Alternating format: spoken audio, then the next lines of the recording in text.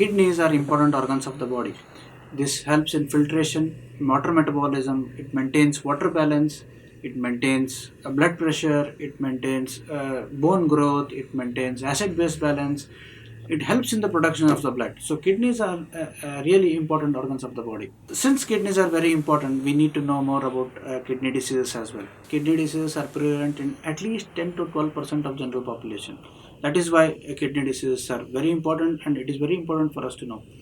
And the most common causes of kidney failure are uncontrolled diabetes and uncontrolled hypertension. Another important cause for kidney disease is unnecessary medicine intake, unnecessary intake of painkillers, unnecessary intake of over the counter medications. Most commonly, kidney disease occurs because of our own fault. That is, not maintenance of healthy lifestyle, not maintenance of blood pressure properly, not following up with your doctor and having a regular health checkup done. These are an important causes of kidney failure because of ignoring our own health.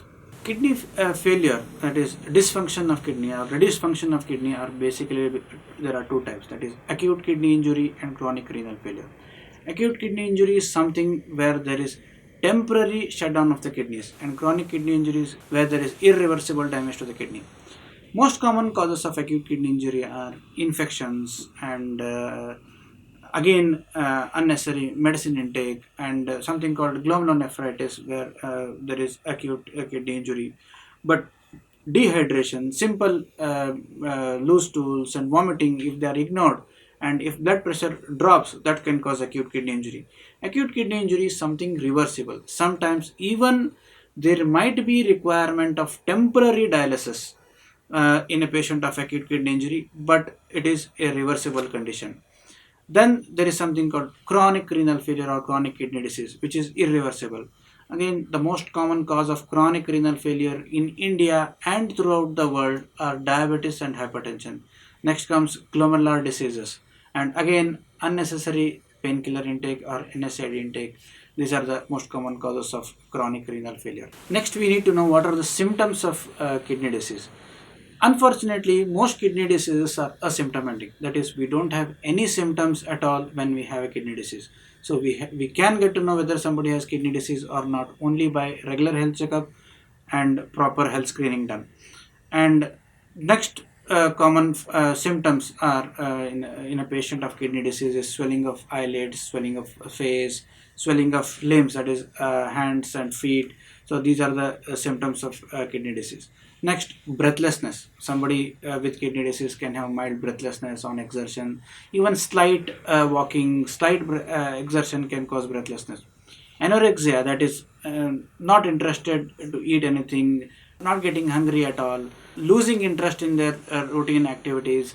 All this is because of collection of waste products in the body, that is creatinine, urea, uremic toxins, what we call. They lose their hunger and they are not interested in their routine activities. So that is another important, subtle sign of kidney disease. And blood pressure, abnormal blood pressure, that is even at a very young age or very old age, if somebody has a blood pressure, then we need to screen whether the person has got kidney disease or not.